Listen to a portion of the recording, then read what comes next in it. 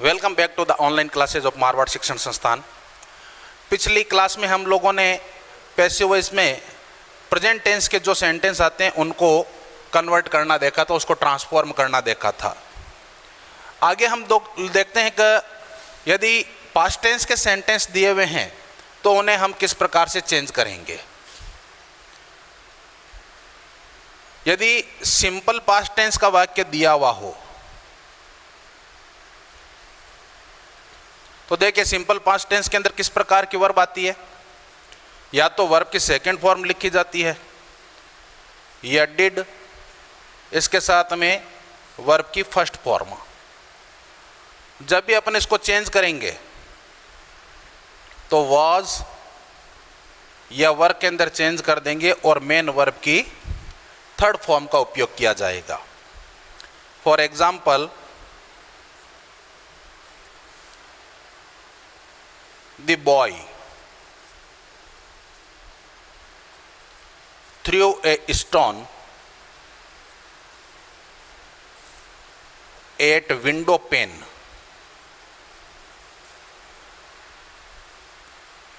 इस वाक्य का मतलब क्या होता है? The boy through a stone eight window pane. लड़के ने खिड़की के कांच पर एक पत्थर फेंका। तो अपन देखते हैं वाक्य भले ही लंबा चौड़ा दे रखा हो तो अपने को तीन एलिमेंट्स इसके अंदर देखने के। एक तो वाक्य का सब्जेक्ट है, वाक्य की वर्ब दे रखी है, ऑब्जेक्ट दे रखा है। ये एट विंडो पेन, ये क्या है? एडवर्ब ऑफ प्लेस है, क्योंकि ये स्थान को बता रहा है कि कहां पर फेंका, तो विंडो पेन पर फेंका। तो वो भले ही दिया हुआ हो, अपने को तो ऑब्जेक्ट देखना है कि ऑब्जेक्ट कहां पर दे रखा है, और उसी को अपन आगे लेकर के आ जाएंगे।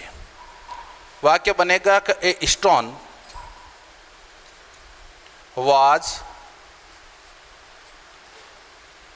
थ्रो की थर्ड फॉर्म होती है थ्रोवन। Throw, through, थ्रोवन।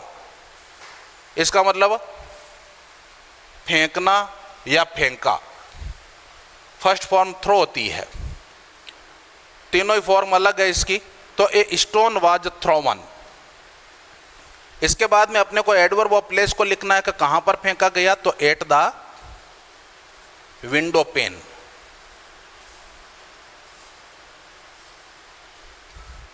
यदि द बॉय लिखना चाहें तो ठीक है, और नहीं भी लिखेंगे तो वाक्य अपने आप के अंदर सही है।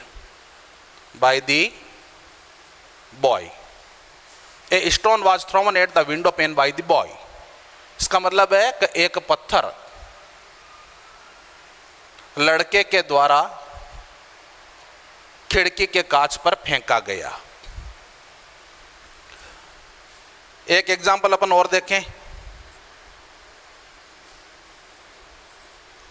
She did not invite me in the party.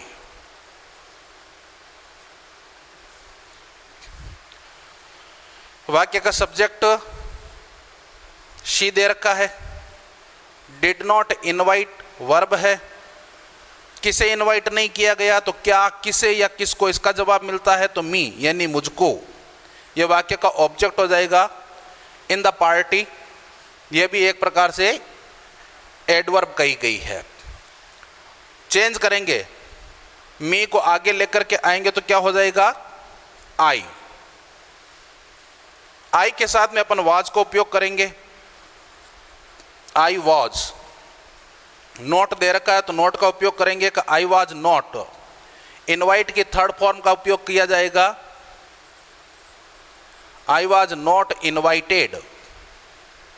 इसके बाद में जो एडवर्ब दे रखा है उसको अपन पहले लिख देते हैं, I was not invited in the party. और लास्ट में सब्जेक्ट को ऑब्जेक्ट के स्थान पर लेकर के जाएंगे तो सी को अपन चेंज करते हैं तो किस में होता है वो? हर में। तो वाक्य बन जाएगा कि I was not invited in the party bye हर, कि मुझे पार्टी में उसके द्वारा इनवाइट नहीं किया गया। अगला अपन टेंस देखते हैं पास्ट कॉन्टिन्यूअस टेंस। यदि वाक्य पास्ट कॉन्टिन्यूअस टेंस का दिया हुआ हो और उसको पैसिव वॉइस के अंदर कन्वर्ट करना हो तो किस प्रकार से करते हैं?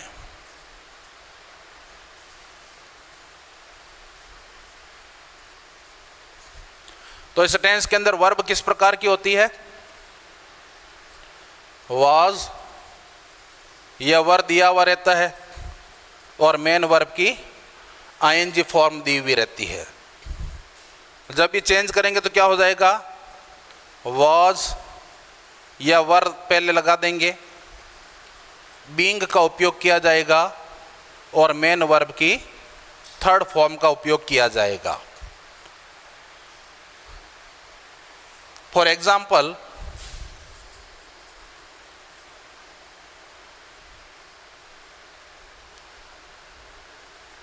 I was watching a program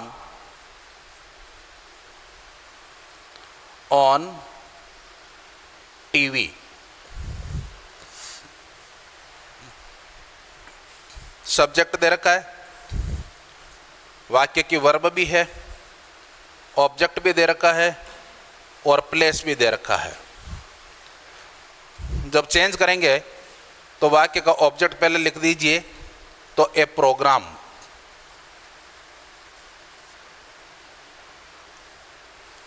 वो प्रोग्राम सिंगुलर है तो इसके साथ में अपन वॉज का उपयोग कर लेंगे कि ए प्रोग्राम वॉज। इसके बाद में अपने को उपयोग करना है बीइंग का, तो ए प्रोग्राम वॉज बीइंग। इसके बाद में मेन वर्ब की थर्ड फॉर्म का उपयोग करना, तो वॉचिंग को अपन चेंज करेंगे तो क्या हो जाएगा? Watched. A program was being watched. इसके बाद में प्लेस को लिख दीजिए ऑन टीवी। बाई एजेंट का उपयोग करेंगे, सब्जेक्ट को लास्ट में लेकर के जाएंगे तो हो जाएगा मी। वाक्य अपना बन जाएगा कि programme was being watched on TV by me. Second example अपन और देख लेते हैं।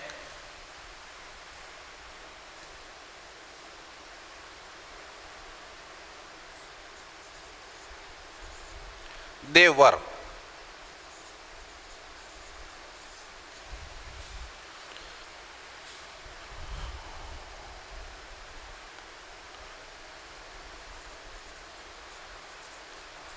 building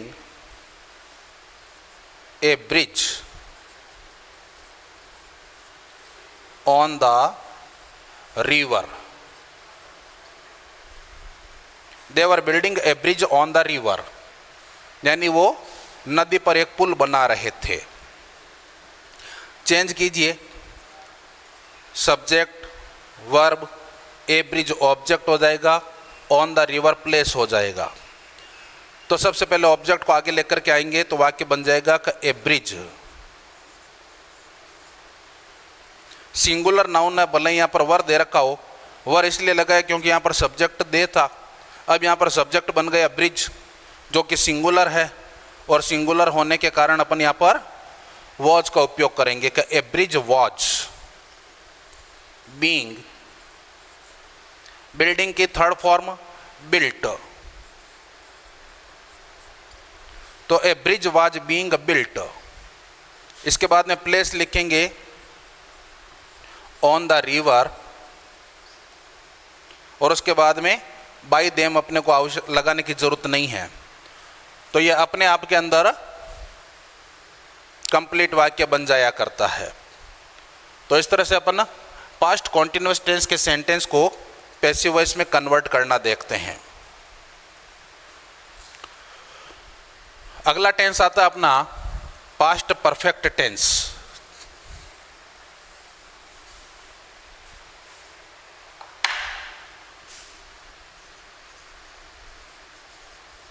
पास्ट परफेक्ट टेंस के अंदर किस प्रकार की वर्ब काम में ली जाती है? इसके अंदर एक ही वर्ब थी, वो थी हेड, और मेन वर्ब की थर्ड फॉर्म। तो थर्ड फॉर्म तो इसके अंदर पहले से आ रखी है, इसलिए अपने को सोचने की आवश्यकता नहीं पड़ेगी कि भाई इसके अंदर कौन सी अपन वर्ब लगाएंगे। जब भी चेंज करेंगे तो हेड लिखना है, इसके साथ में बीन लगा देना है और मेन वर्ब की थर्ड फॉर्म अपने को यहाँ पर लिख देनी है। For example,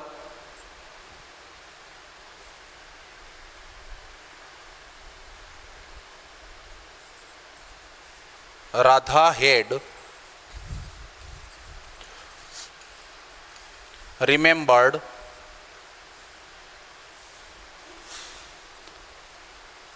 her lessons।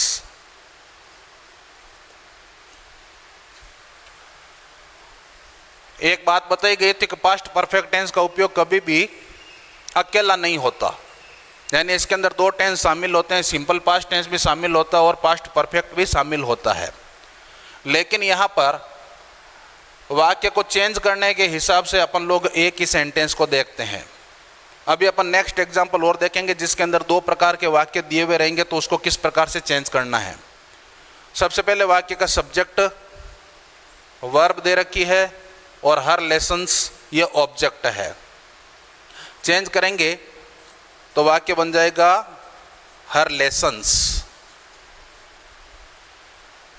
इसके बाद में हेड और वर्ब के थर्ड फॉर्म को चेंज करना है, तो उसको किस में चेंज करेंगे, हेड बीन। रिमेंबर को चेंज करेंगे रिमेंबर्ड।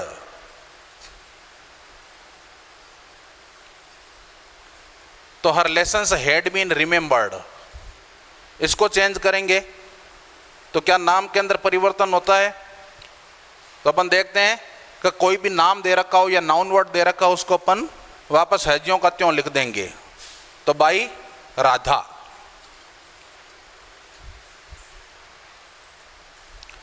एक एग्जाम्पल अपन और देखें,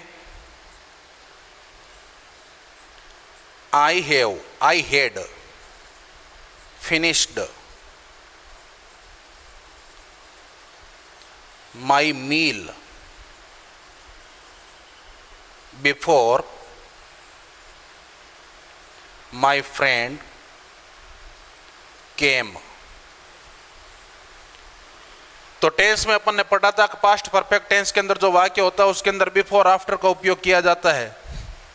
तो इसका मतलब है कि वहां पर वाक्य दो प्रकार के दे रखे हैं। अब भले ही दो प्रकार के वाक्य दे रखे हो, लेकिन यदि आप इस सेंटेंस को देखेंगे तो इसमें क्या दे रखा है कि ये तो कनेक्टिव है। माई फ्रेंड इस वाक्य का सब्जेक्ट है, इस वाक्य का वर्ब ये दे रखा है, लेकिन आगे कोई ऑब्जेक्ट नहीं है। जब उस वाक्य के अंदर ऑब्जेक्ट है ही नहीं, तो इसका मतलब है उस वाक्य की पैसिव वॉइस नहीं बनेगी। और बिफोर और आफ्टर ये प्रीपोजिशन कहे जाते हैं। प्रीपोजिशन भी है, कनेक्टिव भी है। इनका उपयोग अपन टाइम के साथ में भी करते हैं। तो ये पूरा का पूरा जो सेंटेंस है, इसको अपन एडवर्ब क्लॉज ऑफ टाइम भी कह सकते हैं कि ये टाइम को बताने वाला वाक्य है और टाइम हमेशा वाक्य के अंत में लिखा जाता है। और कई बार वाक्य के शुरू में देते हैं तो कॉमा लगा दी जाती है। तो अपना मेन वाक्य जो दे रखा है वो ये वाला है। अपन जब चेंज करेंगे तो इसको चेंज करेंगे क्योंकि सब्जेक्ट यहाँ पर दे रखा है, वर्ब दे रखी है यहाँ पर, और माई मील ये ऑब्जेक्ट दे रखा है। अब चेंज करते हैं इसको तो क्या हो जाएगा कि my meal.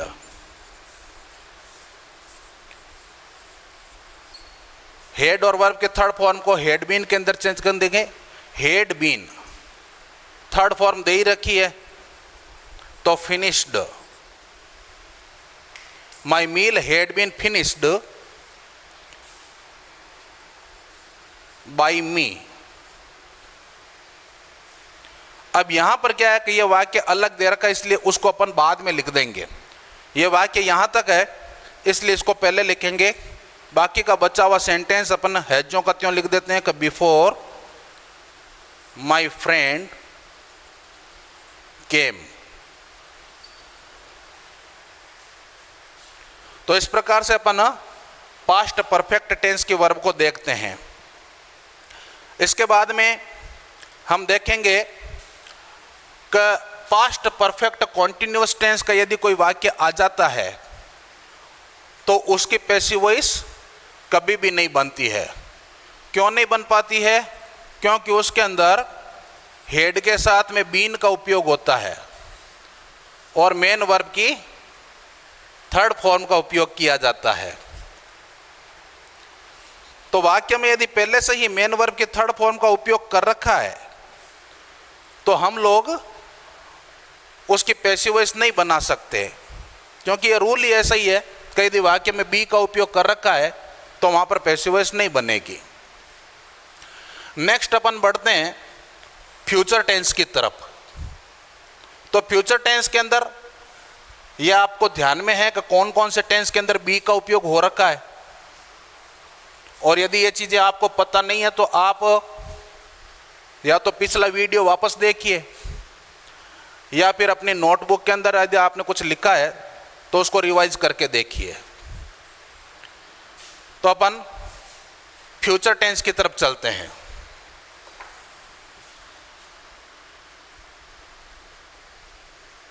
Future simple tense. इस टेंस के अंदर वर्ब किस प्रकार की काम में ली जाती है? विल या शेल, इसके साथ में वर्ब की फर्स्ट फॉर्म। जब चेंज करेंगे तो हो जाएगा विल या शेल के साथ में बी और मेन वर्ब की थर्ड फॉर्म हो जाएगी। For example,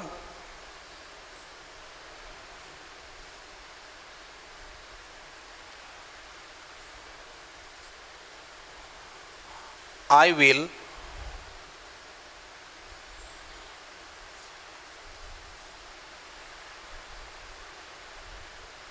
give him a gift. I will give him a gift. इस वाक्य को देखते हैं। सब्जेक्ट है, वर्ब है। अब दो चीजें दे रखी है, एक तो दे रखा हिम और एक दे रखा एक गिफ्ट। इस वर्ब के साथ में क्या किसे किसको सवाल लगा करके पूछेंगे तो दोनों के उत्तर मिल जाएंगे। कि दे रखा है कि क्या दिया, तो क्या का जवाब दे रखा है एक गिफ्ट, ये ऑब्जेक्ट है। किसे दिया, हिम, तो ये भी वाक्य का ऑब्जेक्ट है। जब एक ही वाक्य के अंदर दो ऑब्जेक्ट आते हैं तो ये ध्यान में रखना चाहिए कि उसमें से एक सजीव ऑब्जेक्ट रहेगा और एक निर्जीव ऑब्जेक्ट रहेगा। जो सजीव होता है उसको अपन इनडायरेक्ट ऑब्जेक्ट कहते हैं और जो निर्जीव होता है उसको डायरेक्ट ऑब्जेक्ट कहा जाता है। तो वाक्य में दो प्रकार के ऑब्जेक्ट आने पर हम उसकी पैसिव वॉइस कैसे बनाते हैं उसके नियम भी अपन देखेंगे। फिलहाल अपन एक ही ऑब्जेक्ट को आगे लेकर के इसकी पैसिव वॉइस बनाते हैं, क्योंकि वर्ब के तुरंत बाद में अपना ये ऑब्जेक्ट दे रखा है तो अपन इसको आगे लेकर के आ जाएंगे। वाक्य बन जाएगा ही। विल को चेंज करेंगे तो ही विल बी। गिव के थर्ड फॉर्म हो जाएगी given. He will be given. इस ऑब्जेक्ट को यहां पर लिख देंगे ए गिफ्ट बाय मी। तो अपना सेंटेंस बन जाएगा कि he will be given a gift by me, कि उसे मेरे द्वारा एक गिफ्ट दिया जाएगा। इसी का एक एग्जांपल अपन और देख लेते हैं।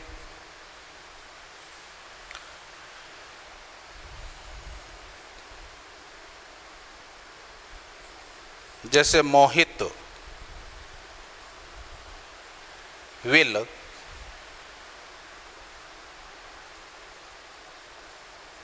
Help me in this project.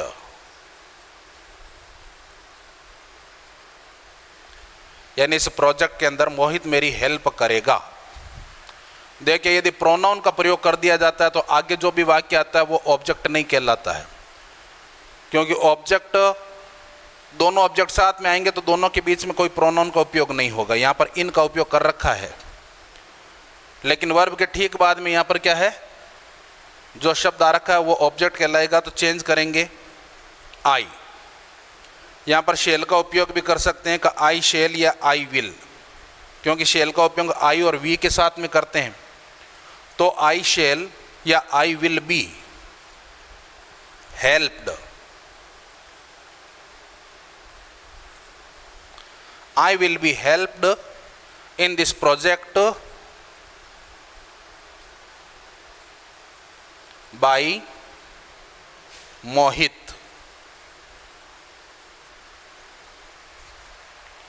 तो इस तरह से अपना पैसिव वॉइस का सेंटेंस जो कि फ्यूचर सिंपल टेंस में होता है उसको कन्वर्ट कर देते हैं। अब इसके आगे का जो टेंस आता है वह है future continuous tense. Future continuous tense के अंदर अपन देखते हैं कि वर्ब आती है विल या शेल, इसके साथ में बी का उपयोग होता है और मेन वर्ब की आईएनजी का उपयोग होता है। तो जहां वाक्य के अंदर बी का उपयोग कर रखा है उसकी पैसिव वॉइस नहीं बनती है। इसलिए इस टेंस में जो भी वाक्य आएगा उसकी पैसिव वॉइस नहीं बनेगी। इसलिए इस टेंस को छोड़ते हुए हम लोग आगे चलते हैं और अपना अगला टेंस जो आता है वह है फ्यूचर परफेक्ट टेंस।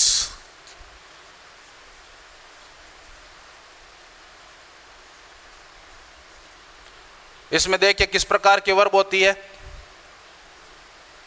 विल या शेल, इसके साथ में हैव का उपयोग किया जाता है और मेन वर्ब की थर्ड फॉर्म का उपयोग होता है। तो जब चेंज करेंगे तो क्या हो जाएगा, विल या शेल, हैव, बीन और मेन वर्ब की थर्ड फॉर्म का उपयोग यहां पर करेंगे। फॉर एग्जाम्पल,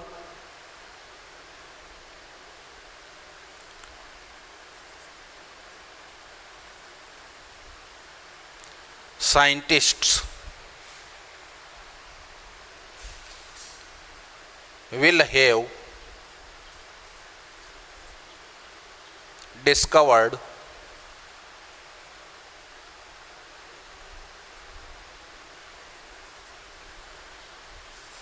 the vaccine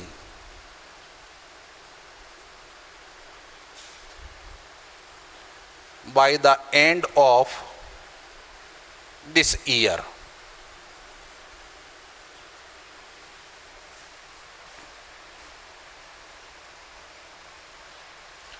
यानी वैज्ञानिक इस साल के अंत तक वैक्सीन की खोज कर चुकेंगे। तो देखिए वाक्य का सब्जेक्ट है, वर्ब दे रखी है, वैक्सीन ऑब्जेक्ट है, by the end of this year timing है। तो अपने को ऑब्जेक्ट सबसे पहले लिखना है, तो the vaccine will have been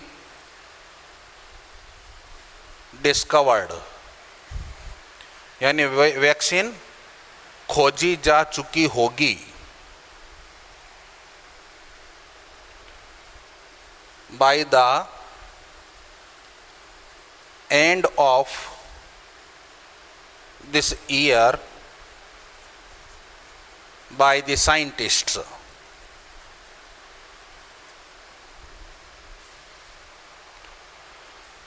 तो इस प्रकार से अपने जो टेंस है उन सारे टेंसेज का अपन ने पैसिव वॉइस के अंदर वर्ब को चेंज करने के नियम देखे हैं। इसके अलावा और भी जो रूल्स हैं उसको हम अभी देखेंगे कि किस प्रकार से यदि वाक्य के अंदर डबल ऑब्जेक्ट आते हैं तो किया जाता है, यदि उसके अंदर इन्फिनेटिव फॉर्म का उपयोग किया गया हो तो किस प्रकार से उसको चेंज करेंगे, जो क्वेश्चन के सेंटेंस आते हैं उनको बदलना भी देखेंगे और इंपेरेटिव सेंटेंस को कन्वर्ट करना भी देखेंगे। एक चीज इसके अंदर और देख लेते हैं कि टेंस के अलावा यदि वाक्य में कहीं पर मॉडल वर्ब का उपयोग कर रखा हो तो उसमें हम लोग किस प्रकार से पैसिव वॉइस के वाक्य को बदलते हैं। देखिए मॉडल जहां पर दी हुई रहती है वहां पर अपन मेन वर्ब के फर्स्ट फॉर्म को देखते हैं। तो चेंज करते समय क्या करेंगे, अपन मॉडल के साथ में बी का उपयोग करेंगे और मेन वर्ब के थर्ड फॉर्म का उपयोग करेंगे। अब ये मॉडल भी वर्ब है, कौन कौन सी वर्ब होती है, तो can, could, may, might, must, will और शेल भी है, विल, शेल, वुड, शुड। तो ये वर्ब जहां पर आती है, इन वर्ब को अपन हैजों का त्यों लिखेंगे, लेकिन उसके बाद में बी का उपयोग होगा और फिर मेन वर्ब की थर्ड फॉर्म का उपयोग होगा। For example,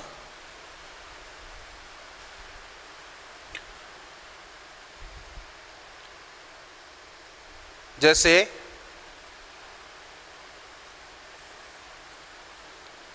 Ram can solve this question, Ram इस क्वेश्चन को हल कर सकता है। वाक्य का ऑब्जेक्ट कौन सा है? तो दिस क्वेश्चन। चेंज करेंगे तो हो जाएगा कि this question, modal verb can का उपयोग है, इसको हैजों का त्यों लिख देते हैं, उसके बाद में बी का उपयोग किया जाएगा और जो वर्ब दे रखी है उसकी थर्ड फॉर्म सॉल्व्ड। तो this question can be solved by Ram.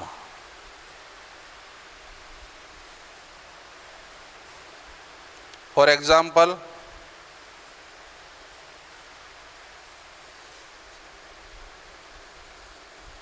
you should clean your room। तो वाक्य का सब्जेक्ट यू दे रखा है, शुड और क्लीन वाक्य की वर्ब है और योर रूम पजेसिव फॉर्म है यहाँ पर योर, लेकिन ये ऑब्जेक्ट है तो ऑब्जेक्ट को आगे लेकर के आएंगे तो वाक्य बन जाएगा कि your room should be cleaned by you। You को वापस इसलिए लिखा क्योंकि यू सब्जेक्टिव फॉर्म भी है और यू ऑब्जेक्टिव फॉर्म भी है। एक एग्जांपल अपन और देख लेते हैं यहां पर,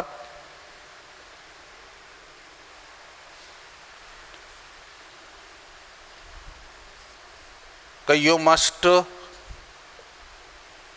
not drive the car so fast। You must not drive the car so fast। इस वाक्य का ऑब्जेक्ट कौन सा है? the car। तो the car must not be,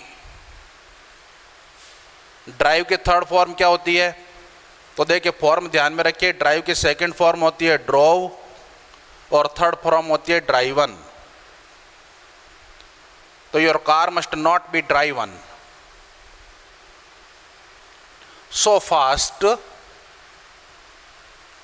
bye you. तो इस प्रकार से हम सभी टेंस के अंदर काम में आने वाले वर्ब्स को पैसिव वॉइस के अंदर बदलने के नियम देख चुके हैं और यदि वाक्य में मॉडल वर्ब्स का उपयोग कर रखा है तो उसको किस प्रकार से चेंज किया जाता है यह भी हम लोग यहाँ पर देख चुके हैं। अगले क्लास के अंदर हम देखेंगे कि इस पैसिव वॉइस के दूसरे रूल्स कौन कौन से हैं।